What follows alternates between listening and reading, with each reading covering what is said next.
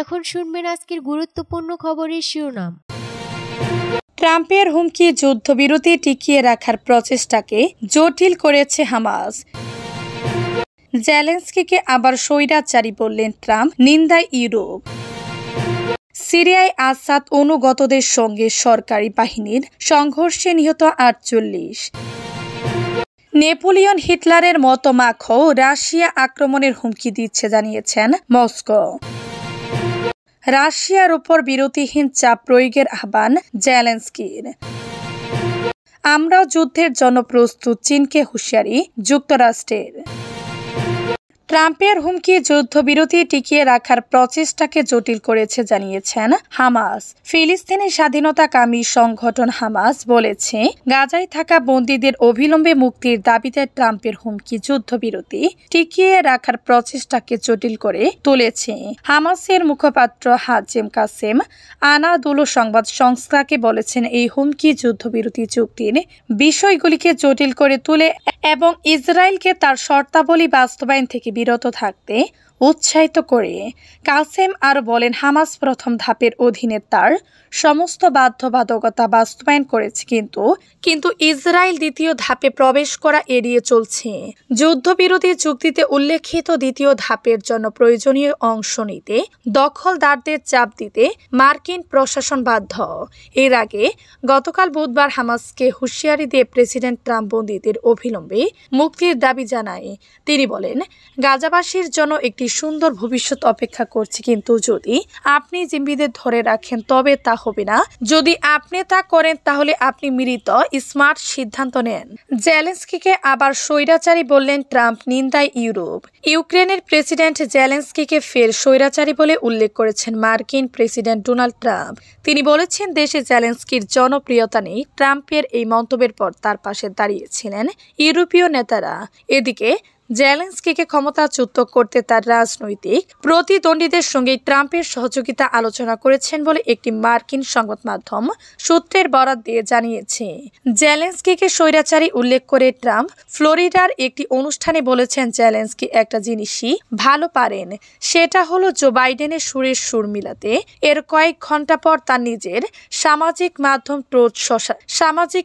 Truth সোশ্যালে জেলেনস্কির সমালোচনা করেন Trump. মার্কিন প্রেসিডেন্ট বলেছেন, জেলেনস্কি নির্বাচন হতে যাচ্ছেন না। ইউক্রেনের সমীক্ষায় তার জনপ্রিয়তা কম। যখন দেশের প্রতিটি শহর ধ্বংস হচ্ছে তখন কি করে তা বেশি থাকতে পারে। তিনি ইউক্রেন থেকে রেয়ার আর্থ খনিজ নিয়ে আসার চেষ্টায় জেলেনস্কির বাধা দানের প্রসঙ্গ তোলেন।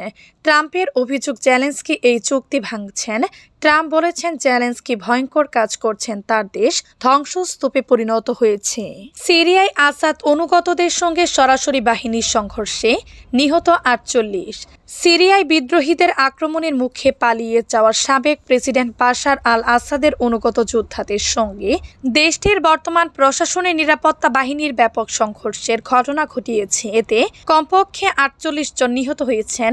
গতকাল বৃহস্পতিবার 6 মার্চ সংঘর্ষের ঘটনাটি ঘটে। শুক্রবার 7 মার্চ আরব নিউজ তাদের এক প্রতিবেদনে এই খবর জানিয়েছে। সংবাদ মাধ্যমটি জানায়, ভূমধ্যসাগরীয় উপকূলীয় প্রদেশ লাতাকিয়া এই লড়াইটি সংঘটিত হয়েছে, যা ক্ষমতাচ্যুত রাষ্ট্রপতির আলায়ুত সংখ্যালঘুদের কেন্দ্রস্থল ছিল, যাদেরকে তার শাসনামলে সমর্থনের ঘাঁটি হিসেবে বিবেচনা করা হতো। আরব নিউজ একটি যুদ্ধ পর্যবেক্ষণকারী সংস্থার বরাত দিয়ে জানিয়েছে যে নিহত 48 জনের মধ্যে 16 জন সরকারি নিরাপত্তা কর্মী, 28 জন আসাদপন্থী যোদ্ধা এবং 4 জন বেসামরিক নাগরিক রয়েছেন। যুদ্ধ রাজ্য ভিত্তিক পর্যবেক্ষণ সংস্থা জানিয়েছে যে নিহত নিরাপত্তা কর্মীদের বেশিরভাগই উত্তর পশ্চিমে বিদ্রোহীদের ঘাঁটি ইদলিপের বাসিন্দা। নেপোলিয়ন হিটলারের মতো মাখো রাশিয়া আক্রমণের হুমকি দিচ্ছে জানিয়েছেন মস্কো। ফরাসি প্রেসিডেন্ট ইমানুয়েল মাখোকে নেপোলিয়ন বোনাপার্ট ও অ্যাডলফ হিটলারের সঙ্গে তুলনা করেছেন রুশ পররাষ্ট্রমন্ত্রী সের্গেই ল্যাভরভ। পাশাপাশি তাকে পারমাণবিক হুমকি দেওয়ার ব্যাপারে সতর্ক থাকার আহ্বান জানিয়েছেন তিনি। বৃহস্পতিবার 6 মার্চ বার্তা সংস্থা রয়টার্স ও তাসে এক প্রতিবেদনে এ তথ্য জানিয়েছে। বুধবার জাতির উদ্দেশ্যে দিয়ে এক ভাষণে মার্কো বলেন, ইউরোপের নিরাপত্তার জন্য রাশিয়ার হুমকির কথা বিবেচনা করে ফ্রান্স তার পারমাণবিক অস্ত্রাগার ইউরোপের মিত্রদের সঙ্গে ভাগাভাগি করার কথা বিবেচনা করেছে। তিনি আরও জানান, ইউক্রেনে শান্তিরক্ষী বাহিনী পাঠাতে ইচ্ছুক ইউরোপীয় দেশগুলোর সেনা প্রধানের সঙ্গে সামনে তিনি বৈঠক করবেন। তার এই বক্তব্যকে ভীষণ আক্রমণাত্মক বলে অভিযোগ করেছে ক্রেমলিন। এটা অবশ্যই রাশিয়াকে দেয়া একটি হুঁশিয়ারি, বলেন পররাষ্ট্রমন্ত্রী ল্যাভরভ। তিনি আরো বলেন, মার্কোর মতো আগে যারা রাশিয়ার বিরুদ্ধে যুদ্ধ করতে চেয়েছিল, নেপোলিয়ন, হিটলার, তারা অন্তত স্পষ্টভাবে বলেছিল আমাদের রাশিয়া দখল করতে হবে, রাশিয়াকে হারাতে হবে, কিন্তু মার্কো সেই তুলনায় এতটা কৌশলী না। রাশিয়ার উপর বিরতিহীন চাপ প্রয়োগের আহ্বান জেলেনস্কির। যুদ্ধ বন্ধ করতে রাশিয়ার উপর চাপ প্রয়োগে কোনো বিরতি না নেওয়ার আহ্বান জানিয়েছেন ইউক্রেনের প্রেসিডেন্ট ভলোদিমির জেলেনস্কি। দেশটির একটি বিশাল বহল হোটেলে রুশ ক্ষেপণাস্ত্র হামলার পর এই আহ্বান জানান তিনি। জেলেনস্কি বলেন, হোটেলটিতে বৈদেশিক সহায়তা কর্মীরা ছিলেন। এর আগে গতকাল বুধবার ইউক্রেনে জেলেনস্কির নিজ শহরে একটি হোটেলে ক্ষেপণাস্ত্র হামলা চালায় রাশিয়া। হামলায় 4 জন বেসামরিক নাগরিক নিহত ও 30 জনের অধিক আহত হয়েছেন। সামাজিক যোগাযোগ মাধ্যমে এক পোস্টে জেলেনস্কি বলেন, আক্রমণের ঠিক আগ মুহূর্তে একটি মানবিক সংস্থার স্বেচ্ছাসেবকরা হোটেলে প্রবেশ করেছিলেন। এই স্বেচ্ছাসেবকরা ইউক্রেন, যুক্তরাষ্ট্র ও যুক্তরাজ্যের নাগরিক, তবে হামলায় তারা বেঁচে গিয়েছিলেন। তিনি আরো বলেন, জীবনের বিরুদ্ধে এই যুদ্ধ ও সন্ত্রাস বন্ধ করতে রাশিয়ার উপর চাপ প্রয়োগে অবশ্যই কোনো বিরতি থাকা উচিত নয়। আমরাও যুদ্ধের জন্য প্রস্তুত, চীনকে হুঁশিয়ারি যুক্তরাষ্ট্রের। চীনকে এবার কড়া হুঁশিয়ারি দিল যুক্তরাষ্ট্র। বেইজিং যুদ্ধের জন্য প্রস্তুত এমন হুমকি দেওয়ার পর মার্কিন প্রতিরক্ষা মন্ত্রী পিট হেগসেথ বলেছেন তারা যে কোনো যুদ্ধের জন্য প্রস্তুত। নিউ ইয়র্ক পোস্ট তাদের এক প্রতিবেদনে এই খবর জানিয়েছে।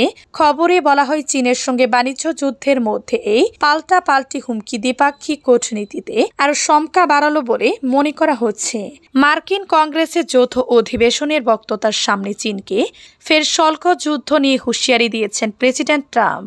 চীন সহ বেশ কিছু দেশের নাম উল্লেখ করে ট্রাম্প বলেন, ওই দেশগুলো আমেরিকার পণ্যে যত বেশি শুল্ক আরোপ করবে, আমরা তত বেশি শুল্ক চাপাবো। এরপর যুক্তরাষ্ট্রের চীনা দূতাবাস সোশ্যাল মিডিয়ায় এক পোস্টে জানায়, আমেরিকা যদি যুদ্ধই চায়, তা শুল্ক যুদ্ধ হোক বা বাণিজ্য যুদ্ধ কিংবা অন্য কোনো যুদ্ধ, আমরা শেষ পর্যন্ত লড়াই করতে প্রস্তুত। বেইজিং এর এই হুঁশিয়ারির পর পাল্টা হুঁশিয়ারি দিয়ে মার্কিন প্রতিরক্ষা মন্ত্রী এক অনুষ্ঠানে বলেছেন, আমরাও তৈরি। যারা শান্তি চাই তাদের যুদ্ধের জন্য প্রস্তুত থাকতে হয়। যে কোনো রকমের সংঘাত এড়াতে সামরিক শক্তির প্রস্তুত থাকা গুরুত্বপূর্ণ বলে মনে করেন তিনি। পিট বলেন, এজন্যই আমরা নিজেদের সামরিক শক্তিকে নতুন করে সাজাচ্ছি। চীন বা অন্য কারোর সঙ্গে যুদ্ধের মোকাবেলা করতে গেলে আমাদের শক্তিশালী হওয়া দরকার। প্রেসিডেন্ট ট্রাম্প বুঝেন যে এই শক্তির মাধ্যমেই শান্তি আনা সম্ভব।